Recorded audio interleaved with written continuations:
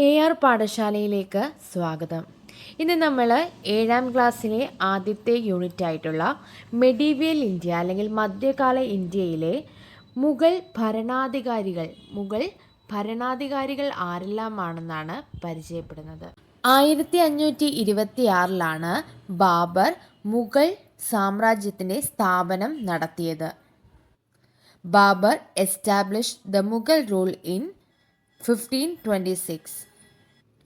അതുകൊണ്ട് തന്നെ മുഗൾ സാമ്രാജ്യത്തിലെ ആദ്യത്തെ ഭരണാധികാരി എന്ന് പറയുന്നത് അതിൻ്റെ സ്ഥാപകനായിട്ടുള്ള ബാബറാണ്.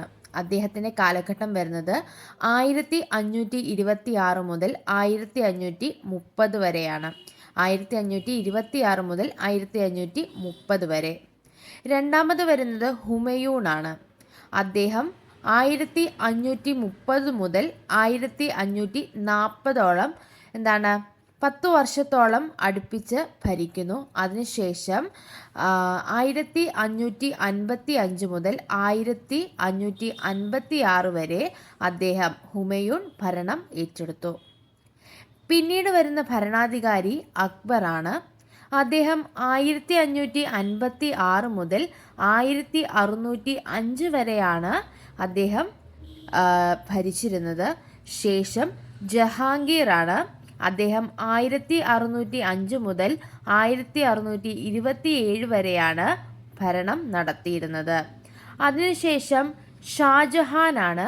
അദ്ദേഹം 1628 മുതൽ 1658 വരെയാണ് ഭരണം നടത്തിയത്. തുടർന്ന് ഔറംഗസേബാണ്.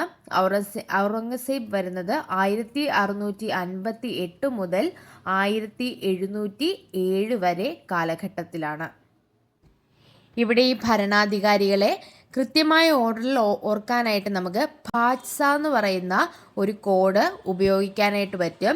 B for Babur, H for Humayun, A for Akbar, J for Jahangir, S for Shahjahan and A for Aurangzeb. ഭാത്സ. മെഡീവിയൽ ഇന്ത്യയുമായി ബന്ധപ്പെട്ട കൂടുതൽ വീഡിയോ അല്ലെങ്കിൽ ക്ലാസ്സിനായിട്ട് നിങ്ങൾ യൂട്യൂബ് ചാനൽ സബ്സ്ക്രൈബ് ചെയ്യുക.